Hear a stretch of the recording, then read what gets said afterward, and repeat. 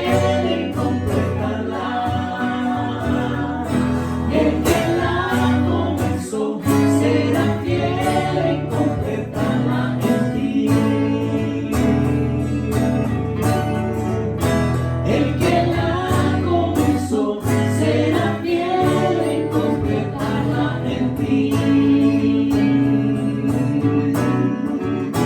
El que la comenzó será fiel en completarla en ti.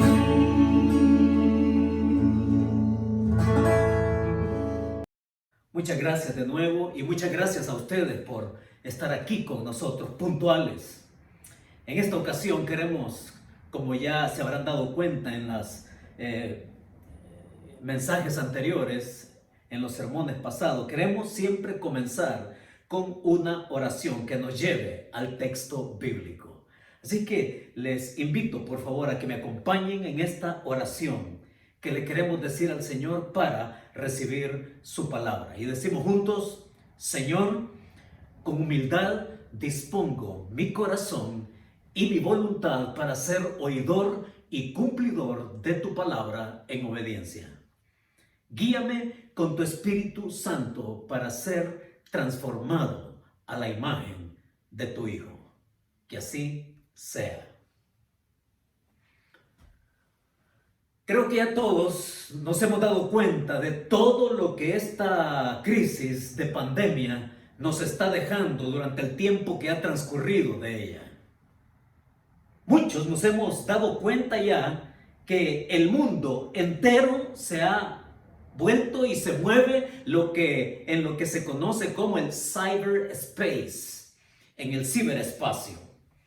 Y lo podemos ver así en los negocios, lo podemos ver así en las comunicaciones, en el trabajo que muchos empleados hacían en su lugar de trabajo, ahora lo pueden hacer desde su casa.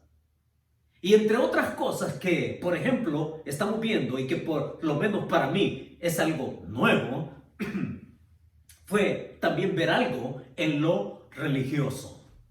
Sí, pude ver, y quizás usted también por las noticias, de la confesión que se hace en autoservicio. Hombre, yo sabía que habían bodas en autoservicio ahí en Las Vegas, pero confesiones, drive-thru como le llaman acá, o sea, confesiones de autoservicio. Tal vez usted lo habrá visto por la televisión, pero tiene que ver con que el sacerdote está sentado ahí y luego viene una fila de carros, así como comprar comida rápida en un restaurante, ¿no? Y que pasa uno por uno, se detiene por unos instantes y esos instantes dura el tiempo que la confesión que la persona hace y posteriormente se aleja. Y el siguiente, eso era algo nuevo para mí, verlo en este tiempo. Pero no solamente eso, es que también estamos viendo cosas como esta que le quiero mencionar. Ahora sucede que las confesiones anónimas se pueden hacer por internet. Es algo que está creciendo en popularidad. Así es, varios sitios web, ofrecen la oportunidad de escribir las confesiones más oscuras. Los que entran en línea a estos sitios ponen en palabras lo mismo que han pasado ocultando toda su vida, queriendo que nadie sepa de ellos. Durante su visita, el que se confiesa también puede leer las confesiones anónimas que otros han ocultado por largo tiempo.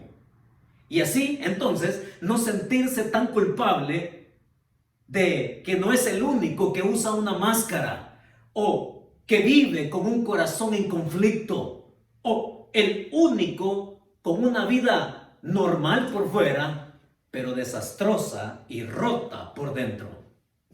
En uno de esos sitios se lee esto, por ejemplo. Alguien escribió: si pudiéramos recordar esto, creo que habría mucha más compasión y tolerancia en el mundo.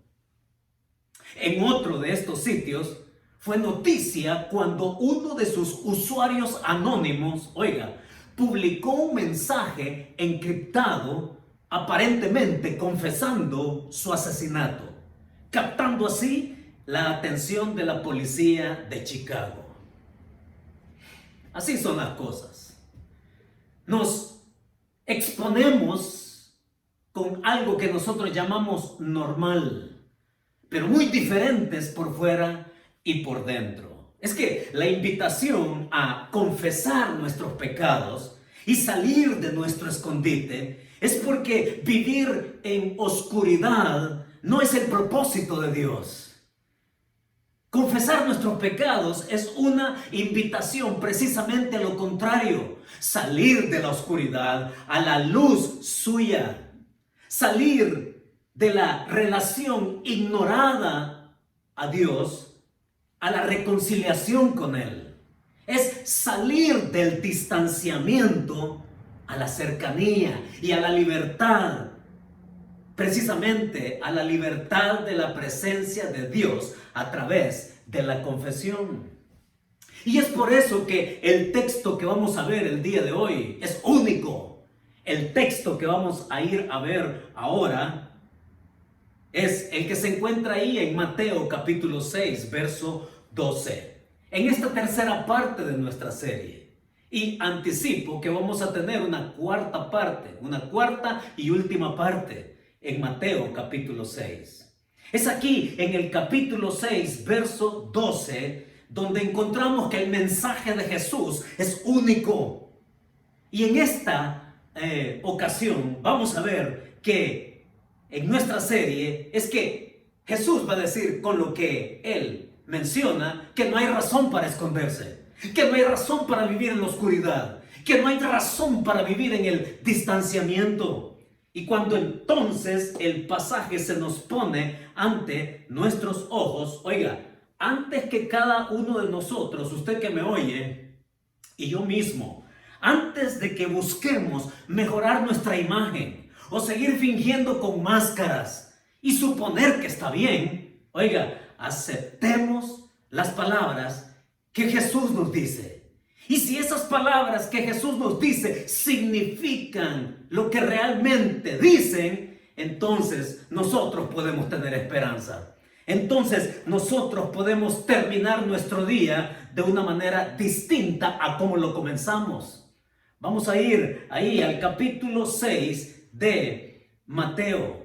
Y el verso que tenemos a la vista es el verso 12. ¿Y lo tiene a la vista entonces? Abra su Biblia o encienda su Biblia y vaya conmigo a este verso. Mateo 6, verso 12. Y dice así: y perdónanos nuestras deudas, como también nosotros perdonamos a nuestros deudores. Y perdónanos nuestras deudas, como también nosotros perdonamos a nuestros deudores. Empecemos poniendo el marco de referencia. Empecemos entendiendo el contexto de este pasaje. Porque muchas veces nos podemos alejar del contexto y entonces darle otro significado a lo que Jesús está diciendo acá. Muchos hacen eso. Y muchos solo pellizcan el derredor, la orilla, la periferia, pero necesitamos entender cuál es el contexto acá. Y entonces nosotros podemos tener claro desde el principio que la confesión a la cual Jesús se refiere acá no es la confesión que lleva a un incrédulo para ser justificado. No es esa clase de confesión la que vemos acá. Lo que encontramos aquí en el capítulo 6, verso 12, se trata de una confesión que lleva al creyente, oiga, a crecer en su santificación por el vínculo que ya tiene con el Padre Celestial. Ese es el contexto, ese es el meollo, eso es lo nuclear acá para que entonces el pasaje tenga significado para todos nosotros. Se trata entonces de creyentes que vienen por la relación que tienen con el Dios Padre, de venir con toda la libertad y aprovechar esa libertad para hacer una confesión en la cual ellos puedan recibir la gracia de Dios siendo perdonados. Con eso entonces demarco y por lo que hemos leído, y perdónanos nuestras deudas, como también nosotros perdonamos a nuestros deudores. El principio que emerge una vez más, que se queda con nosotros ahí en casa, lo que debemos meter en nuestro corazón, cincelarlo y que se quede ahí, es como una verdad que nosotros tenemos que creerla, porque quien la dice es nada más y nada menos que el propio Hijo de Dios.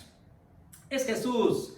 Y lo pone en el contexto de la oración cotidiana. Note que la primera palabra en el verso 12 es la palabra y. Y esa palabra y en el original es una palabra conectiva que se une a lo que ha dicho anteriormente. Así como pedimos el pan nuestro de cada día, dámoslo hoy, dice, en esas necesidades básicas de las cuales hablábamos el domingo anterior.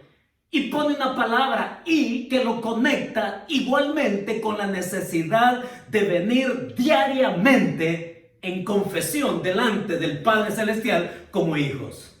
Entonces el principio acá que nosotros tenemos en este verso 12 es esto. Mírenlo en la pantalla. Hágale pausa, escríbalo bien, memorícelo, escríbalo a la par de este verso ahí en Mateo 6:12, porque el principio es que la confesión desbloquea el camino para acercarnos al Dios de gracia. Esa es la verdad, ese es el principio. De nuevo se lo digo, la confesión suya y mía como hijos de Dios desbloquea el camino para acercarnos al Dios de gracia. Sí, y decimos acercarnos al Dios de gracia porque estamos hablando que lo que ocasiona el pecado, en primer lugar, es distanciamiento, ¿ya? Y aquí cuando habla de deudas que suena, en principio suena a algo comercial, a una deuda material. No, se está refiriendo a transgresiones, tal cual lo va a mencionar y explicar también en el verso 14 con respecto a lo que sucede en la relación unos con otros. Versos 14 y 15 habla de ofensas. Y verso 15 también habla de ofensas, de transgresiones. O sea, no se trata de una deuda material, se trata de una deuda moral. Y esa deuda moral tiene que ver directamente con el pecado. Sí, falta moral con relación a Dios. Perdona nuestros pecados, nuestras deudas, como nosotros perdonamos. Ahora, entonces decíamos, ¿no?, que lo primero que el pecado ocasiona es distanciamiento, alejamiento de ese Dios que desde el principio de la oración el Hijo ha dicho que su Padre, el Dios nuestro, es santo. Y busca colocarnos entonces el pecado. Y cuando esto es así, cuando pecamos, óigalo, el pecado nos sitúa en un terreno neutral, distante, neutral. Y que busca también anular del todo ese acercamiento con el Padre Celestial. ¿Acaso no es cierto? Y lo digo por mi propia experiencia. Y oiga, se lo digo viéndolo a la cara. Y se lo digo viéndolo en los ojos, que lo que me ocurre a mí probablemente le ocurre a usted también. ¿Acaso no es cierto que cuando pecamos se empieza a hacer tan obvio que una de las cosas que empiezan a desaparecer, aquellas cosas en donde ya nos volvemos ocasionales, son estas? Pasa conmigo, me imagino que con usted también. Empezamos a dejar de leer la Biblia. Empezamos o dejamos de orar. Y dejamos de congregarnos. Y nos volvemos ocasionales. Sí, nos deja de interesar todo aquello que se supone nos edifica. Y en muchos casos hasta llega al punto de que muchos terminan abandonando la fe. No me diga que no, porque el pecado así es. El pecado no solamente nos distancia, el pecado también nos coloca en un terreno neutral. Y el pecado nos lleva incluso a que abandonemos lo que hemos creído en Dios.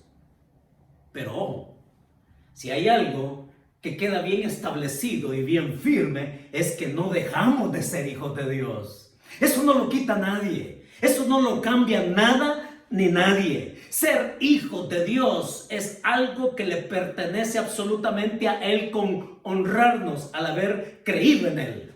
Y eso no lo cambia nada ni nadie, aun cuando veamos algunas cosas que se dan en nuestra vida. Ahora, lo otro que ocurre como consecuencia del pecado es ese sentimiento de culpa, ¿no es cierto? Vamos, dígame que sí. Es ese sentimiento de culpa y la vergüenza moral y espiritual que llevamos dentro. Y no es para menos, porque el pecado es todo aquello que ofende al Dios Santo, el carácter santo de Dios. Y cuando nosotros pensamos en el pecado, nos preguntamos, ¿no? ¿Y de qué manera es que pecamos? Déjeme recordárselo. Pecamos con lo que pensamos, pecamos con lo que sentimos, pecamos con nuestras actitudes, pecamos con lo que hablamos, pecamos con lo que hacemos, de tal manera que somos tan propensos a demostrar en nuestra vida lo que nos hace ser personas. El pecado es así. Y entonces también quiero recordarle algo más. ¿Qué hacemos con el pecado? ¿Cómo es que nosotros nos movemos? ¿Cómo lo entendemos? Y cómo a veces nos llegamos a sentir cómodos con el pecado. Se lo quiero decir. ¿Acaso no es cierto que justificamos o racionalizamos el pecado, no? Y en nuestra mente decimos, mi pecado no es tan malo como aquellos que hacen esto o aquello otro. Racionalizamos el pecado y decimos, no es para tanto comparado con lo que otros hacen. Pensamos incluso y tenemos esa falsa idea de que podemos también controlar el pecado. Y allí sucede que nos volvemos repetitivos. Cuando hemos dicho que ya no lo volvemos a hacer, nos volvemos repetitivos cuando hemos resuelto dejarlo. Pensamos que lo podemos controlar. Pero otra cosa también que ocurre es que lo podemos disimular, ¿no es cierto? Lo podemos esconder ante los demás, y entonces lo que es peor es que hasta lo llegamos a justificar. Mire, le voy a poner un ejemplo. Y esto es algo que se trata en otros pasajes de la Biblia. Pero lo peor que podemos hacer es justificarlo. Y no es cierto que muchas veces en la relación conyugal o en la relación de padres hacia nuestros hijos, no es cierto que más de alguna ocasión le hemos dicho a un amigo, a nuestra esposa, a nuestros hijos, es que si no me hubieras gritado, yo tampoco te hubiera gritado. Si es que tú no hubieras tenido esa actitud conmigo, yo tampoco hubiera tenido esta actitud contigo. Y justificamos nuestro pecado de esa forma, ¿ya? Y eso es lo peor. Y lo peor que acompaña a eso es que hasta nos podemos sentir cómodos y podemos seguir yendo a la iglesia y sentirnos tan normal. Y Dios dice, no es así la cosa. Oigan, esto no es nada nuevo. Esto no es nada nuevo. Así como le he descrito esto, es porque ha sucedido conmigo en tantas ocasiones. Y estoy tan así, claro, que usted que me oye, estoy seguro que le habrá pasado en más de alguna vez. Pero esto no es nada nuevo. Esto viene allá desde el principio con Adán y Eva. ¿Recuerda usted en el jardín del Edén? ¿Acaso no eran conscientes ellos de su desobediencia al esconderse? De cubrir su pecado de desobediencia con su pobre vestimenta de hojas silvestres. ¿Acaso no es cierto de que ellos intentaron huir de la presencia de Dios al escuchar la voz suya que se paseaba ahí en el jardín con aquella pregunta, ¿no? ¿Dónde estás tú? Sí, me encanta esa pregunta. Me encanta porque, oiga, Dios no está preguntando, ¿qué hiciste? No, no es lo primero que pregunta. Lo primero que Dios pregunta es, ¿dónde estás tú? ¿Dónde estás tú con respecto a mí? Es una pregunta relacional, no es una pregunta de localización geográfica. Él ya sabía dónde se escondían. Él ya sabía que ellos estaban allá, escondidos con sus pobres harapos ecológicos. Él sabía cómo se sentían, él sabía lo que habían hecho, ¿sí? Lo sabía todo. Entonces, esconderse de Dios es lo más absurdo que alguien pueda pensar. Y todo comenzó ahí. Y somos así. Buscamos escondernos. El énfasis allá de Dios con Adán y Eva era la relación suya con el Padre, porque precisamente ese fue el gran propósito por el cual Él los creó. Desde entonces es así. Y lo interesante desde entonces es que hay un arma que Satanás ha sabido usar muy inteligentemente. Él ha usado constantemente esa arma para evitar que nosotros nos acerquemos a ese Padre que gusta la comunión con sus hijos. Esa arma que la ha usado para bloquearnos, para venir en confesión a Él. Sí, óigalo, a la luz de la Biblia debemos entender que Satanás está empecinado en bloquearnos el camino para venir y encontrarnos con el Padre de gracia. Y esa arma, ¿sabe cuál es? Esa arma se llama la vergüenza. La vergüenza que Satanás sabe explotar de manera muy amplia. La sabe usar exponencialmente, aún dejándonos más vulnerables, quebrando nuestra conexión, nuestra seguridad y nuestra confianza que se supone tiene un hijo con su padre, ¿cierto? Eso fue exactamente lo que pasó allá en el jardín del Edén. ¿Sabe? Yo tengo aquí este libro. Es un colega, el Dr. Kurt Thompson. Escribió este libro, ¿sí? Que se lo recomiendo. Si usted gusta leer en inglés, cómpreselo. Este libro es una joya. El título es The Soul of Shame. El alma de la vergüenza. Y él hace una exposición fantástica. Me tocó reseñar este libro en una de mis clases doctorales. Y en este libro, el Dr. Thompson habla que esa alma de la vergüenza es precisamente lo que estamos diciendo. El arma que constantemente Satanás ha usado desde el principio. Y entonces ahí encontramos, allá en el Edén, volviendo a Adán y Eva, que él y su mujer le dicen: tuve miedo, me escondí porque tuve miedo. Tuve miedo porque estaba desnudo. Entendí que estaba desnudo porque pequé. Y el Dr. Thompson habla precisamente de esa conducta cíclica, ¿ya? De escondernos porque tuve miedo porque estaba desnudo porque pequé, y que la vida del ser humano desde entonces gravita en una vida cíclica, en una conducta cíclica cuando pecamos. Así que cuando venimos acá, ¿no? Nosotros nos damos cuenta que ese virus descargado allá, que produjo esta pandemia histórica, universal hasta nuestro tiempo, vaya si no nos lleva a nosotros a caminar por la oscuridad.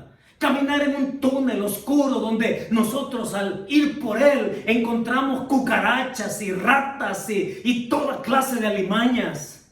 Pero es ahí donde nosotros tenemos que caminar para encontrarnos con ese Dios de gracia.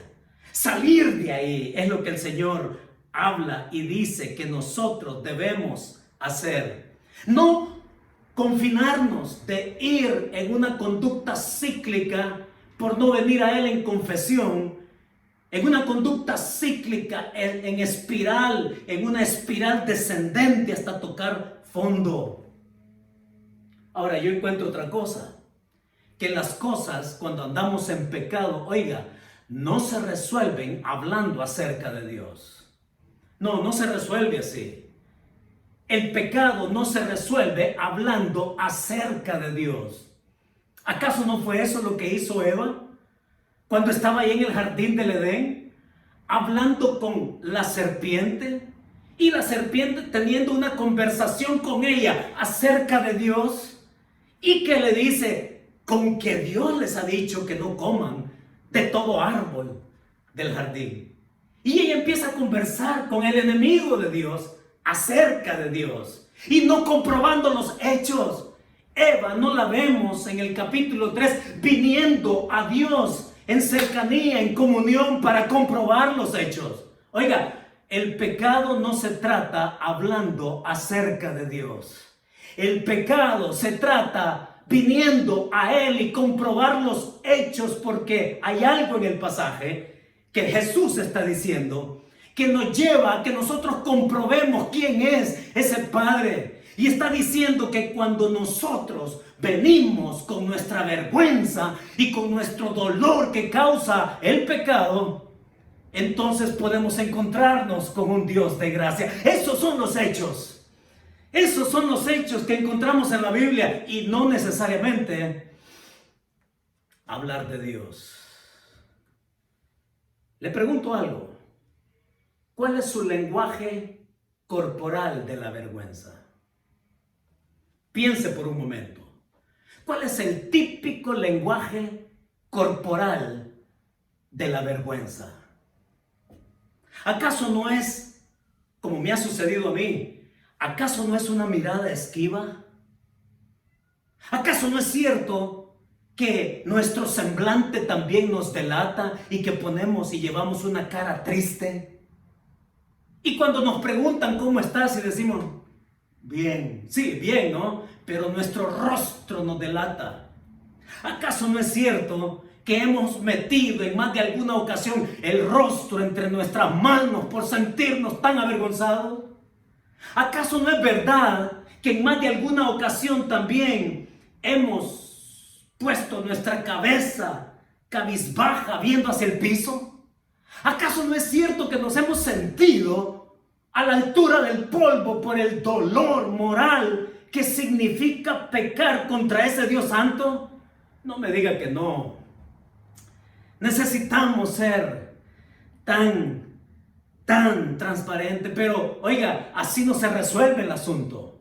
Porque usted igual platica con alguien más y va a decir que Dios es santo, y que Dios es bueno, y que la Biblia es la palabra de Dios, y que podemos hablar todo lo que querramos acerca de Dios, pero una cosa es hablar acerca de Él, y otra cosa distinta es venir y comprobar los hechos de que Él es el Padre, de quien naturalmente al venir en confesión, Él es el Padre de gracia, que perdona. Esos son los hechos. Esa es la verdad. Y así es como se cambian las cosas. Entonces Cristo está diciendo, ven en confesión, perdona nuestros pecados, como nosotros perdonamos a los que nos ofenden, y te aseguro y te garantizo que ese Padre con quien te vas a encontrar es un Dios de gracia. Y cuando decimos un Dios de gracia, oigan, es que muchas veces nosotros le tememos venir a la presencia de Dios, porque pensamos que Él nos va a tirar nuestro pecado en nuestro rostro. Pensamos que Él nos va a enrostrar nuestra falta y nuestro pecado, y que entonces vamos a ver todo el furor suyo frente a nosotros. No. Comprobar los hechos es venir en confesión ante Él y decirle al Señor en qué hemos pecado, y decirle que nos perdone. Oiga, ¿acaso no podemos recordar las palabras del rey David allá en el Salmo 51? Ten piedad de mí, oh Dios, conforme a tu misericordia. Conforme a la multitud de tus piedades, borra mis rebeliones. Lávame más y más de mi maldad. Límpiame de mi pecado.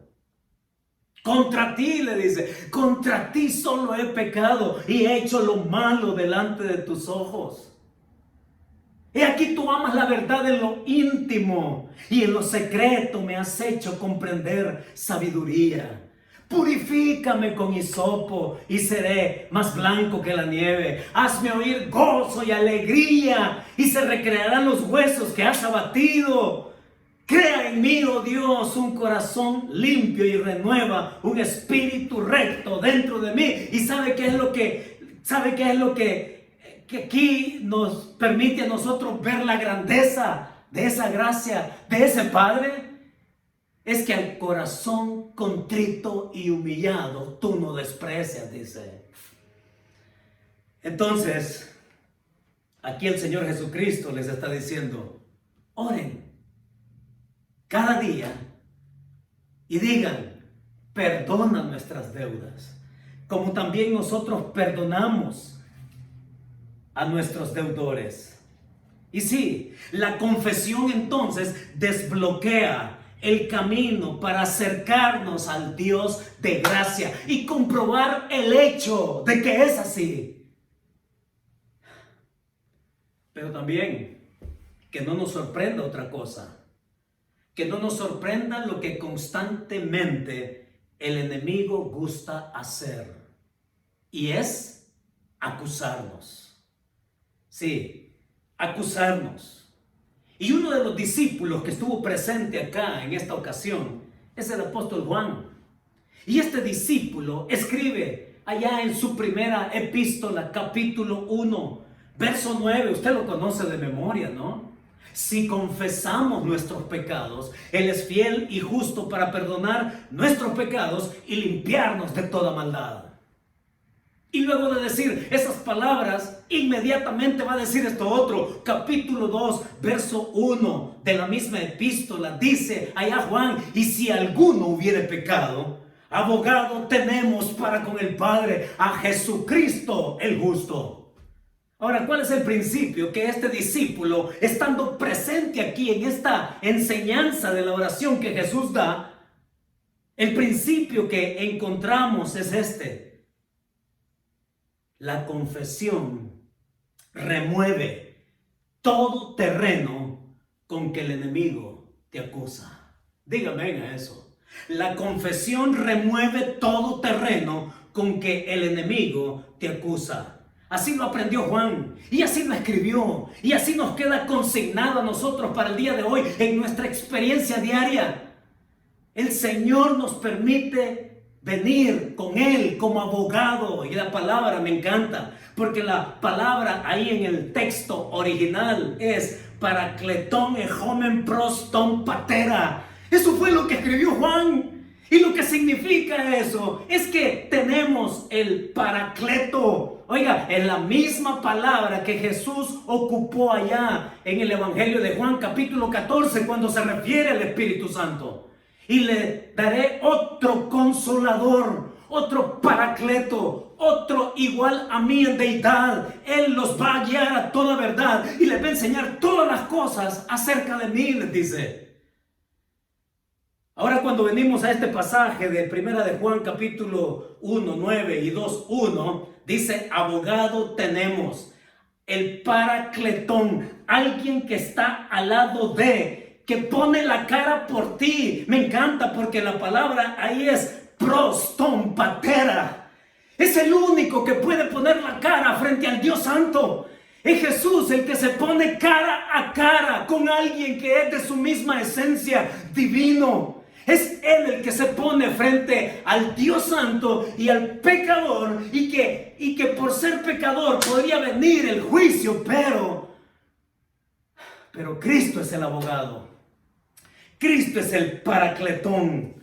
Cristo es el que se pone frente a su Padre, porque su Padre sabe que su Hijo es en quien ha tenido complacencia y en quien Él satisface su justicia por completo. Ese es el abogado que tenemos. Ese es el abogado que nos puede acompañar a diario y que nos puede llevar entonces a una confesión dichosa, feliz, transformadora, liberadora, cuando el Padre al venir nosotros así dice, yo te perdono. Mientras tanto, el acusador ahí va a continuar Y es este mismo Juan que estuvo aquí, que escribe allá en la primera epístola y que también lo va a escribir en el Apocalipsis capítulo 12, verso 10. Y allá Juan lo describe como el acusador, el que acusa. Y es un tiempo, verbo presente activo. Oiga, constantemente Satanás vive acusándolo y acusándome. Ese es el trabajo. La palabra ahí que se usa para acusador, oiga, es alguien que sabe hablar. Literalmente es una palabra compuesta en el texto original. Alguien que sabe hablar. Ese es Satanás. Él sabe hablar. Y le garantizo, sí, le aseguro que lo que va a hablar no es nada bueno ni de usted ni de mí. Él sabe hablar. Él sabe acusar. Pero dice Jesucristo el justo, de quien el Padre dijo, este es mi Hijo amado, en quien tengo complacencia. A Él dijo, oíd.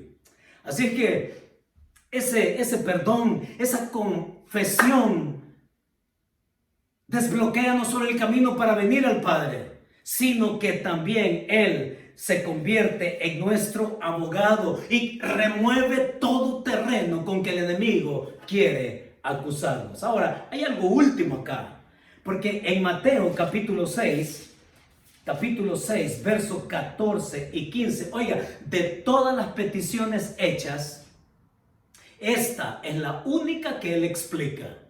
En el verso 14 dice, porque si perdonáis a los hombres sus ofensas, os perdonará también a vosotros vuestro Padre Celestial. Mas si no perdonáis a los hombres sus ofensas, tampoco vuestro Padre os perdonará vuestras ofensas. ¿Cuál es el espíritu acá?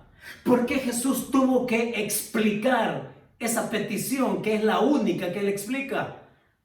Y lo que sí podemos encontrar como principio es que el perdón recibido, este es el principio, anótelo. El perdón recibido es vinculante con otros. El perdón recibido es vinculante con otros. En otras palabras, oiga, aquí lo que encontramos, muchos han escrito por ahí, ¿no? Que el ser humano le modela a Dios lo que él tiene que hacer. ¿En serio? Tenga cuidado cuando lee. Tenga un corazón crítico, basado en la Escritura. Porque jamás, oiga, jamás el ser humano le va a modelar algo a Dios, la manera en cómo Él tiene que actuar. No, el que pone las condiciones aquí es Dios. Y lo interesante es que tanto en el verso 14, note la palabra sí, porque sí. Y luego en el versículo 15, más sí. Prestémosle atención a esto por un momento. Y lo que encuentro desde el texto original, sí, es que esta es una condición. Jesús condiciona lo que está diciendo acá. Y es una condición que la conocemos en la gramática griega como una cláusula condicional de tercera clase. La hay de primera, de segunda y esta que es una cláusula condicional de tercera clase. La cláusula condicional de primera clase es una aseveración, es una declaración cierta.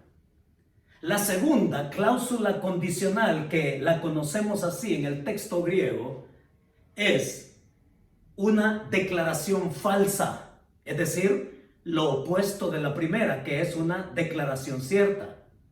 Pero hay una tercera cláusula condicional en el texto griego, que es esta que encontramos aquí precisamente. Es una cláusula condicional de tercera clase y su significado, presten atención, su significado es una declaración de duda. ¿Sí? Una declaración de duda. Y usted se pregunta, ¿y por qué Jesús tiene que condicionar de esta manera? Y la tercera cláusula condicional en el texto griego es una posibilidad remota, esa es la idea. esa condicionante que Jesús está explicando acá en esa petición de confesar nuestros pecados, Él dice, porque si perdonáis a los hombres, y luego en el 15, mas si no perdonáis, oiga, Jesús está diciendo que la manera en que has recibido mi gracia al perdonar tus pecados, no me queda, ¿sí? No concibo, dice el Señor, que remotamente a ti se te ocurra no perdonar a alguien. ¿Sí ve la diferencia? La condicionante aquí nos permite contemplar, oiga, que esto nos lleva a que nosotros nos demos cuenta que no tenemos ni siquiera la posibilidad remota de no perdonar a alguien. Es decir, es tan real, es tan así contundente que cuando yo vengo en confesión al Padre y que me perdonen su gracia, es tan vinculante cuando yo tengo que perdonar a una persona. Pero muchas veces, no es cierto. Nos volvemos preferenciales cuando queremos perdonar. Nos volvemos preferenciales. Nos reservamos el derecho a perdonar a alguien. Y le voy a decir por qué pensamos que nos reservamos ese derecho. Nos reservamos el derecho de ser preferenciales por la manera de cómo nos sentimos. Valoro el perdón de acuerdo a cómo me hizo sentir la ofensa de alguien. Y entonces otra manera de ser preferencial es hasta que se me pase, yo voy a perdonar a esa persona. Y entonces, mis hermanos, podemos hasta pensar equivocadamente que yo voy a perdonar a esa persona hasta que venga y me pida perdón. En otros pasajes de la Escritura encontramos de que ya sea que tú seas el ofendido o que tú seas el ofensor, la Escritura te manda a que tú tomes la iniciativa. Pero eso es tema para otra ocasión. El pasaje aquí nos dice el Señor que habiéndote yo perdonado tu pecado, no me cabe en mi mente, poniéndolo en palabras mías, no me cabe en mi mente que a ti se te ocurra la posibilidad remota de no perdonar a alguien. Dudo que tú tengas que actuar así. Pero si tú actúas de esa manera tan remota que yo no espero, entonces tú vas a conocer de que vas a tomar de mí y me vas a hacer actuar de una manera remota también que no es mi naturaleza reservarme también el no perdonarte. Espero que lo haya entendido. Pero esa es una de las grandes verdades que tenemos en la Escritura. El Señor quiere perdonarnos y Él quiere mostrar su gracia a todos nosotros. ¿Para qué? En nuestro caminar de santidad, oiga, no terminemos el día como lo comenzamos. Hablamos de esta crisis, ¿no? Pero una cosa sí le voy a garantizar, y esta no es profecía ni nada de esas cosas, no. Pero una cosa sí le voy a saber decir. Lo dijimos desde el principio de nuestra serie, que yo me niego a creer de que habiendo pasado por esta crisis, nosotros volvamos a ser los mismos. Ya, me niego a creer eso. Como también el pensar de que entendiendo la libertad que tenemos de confesar al Señor nuestro pecado, usted termina el día igual que lo comenzó. Igual. El Señor nos manda con esta verdad en nuestro corazón a que entonces vengamos con esto con que queremos cerrar el día de hoy.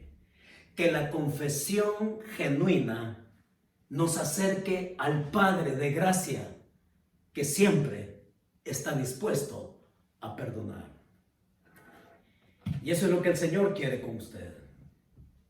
Como hijo de Dios, que camine en santidad y que no le tenga miedo, que no se refugie en su vergüenza, que venga al Padre, al pastor de nuestro corazón, el Señor Jesucristo.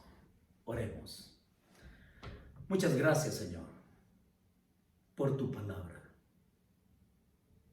Gracias por dárnosla para que ésta sea lámpara a nuestros pies, lumbrera a nuestro camino.